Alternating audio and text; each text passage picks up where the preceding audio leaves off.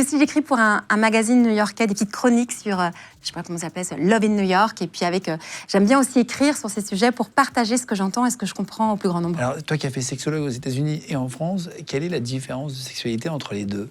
Non, mais tu sais qu'il y a vraiment une pareil? différence. Non, c'est pas pareil. D'ailleurs, je me souviens, j'avais fait un article en disant, en fait, tu sais, chaque pays a un peu sa réputation. Mais même, on peut dire, on a une réputation, je sais pas, la brésilienne a une réputation, la française a une réputation, l'américaine a une réputation, d'ailleurs, toutes plus sulfureuses les unes que les autres. La belge, par exemple, moi qui suis belge, on n'a pas de réputation en matière d'amour et sexualité, c'est juste nul. Et en fait, ce qui est intéressant, c'est que l'américaine, elle va avoir un truc, en tout cas, là, je fais des grandes généralités, évidemment. Non, mais c'est ça, c'est ce qu'on te demande. Là. Voilà, c'est une grande généralité, mais souvent, c'est un peu quand même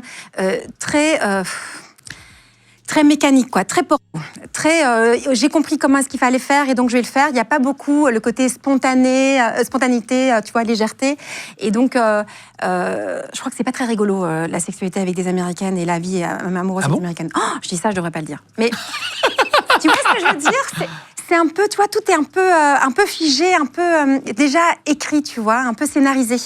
Alors que... moins spontané. Moins spontané. Moi, je dirais ça, vraiment, c'était ce qui m'avait le plus marqué quand j'étais là-bas. Tu vois, tout est très Pourtant, spontané. le porno, il vient de chez eux, tu te dis, tiens... Mais attends, c'est les plus grands consommateurs de porno. Oui, c'est plus grand. Ouais. Alors, je dis ça, c'était les premiers plus gros consommateurs de pornographie. Depuis 2024, c'est les Français les plus gros consommateurs de porno.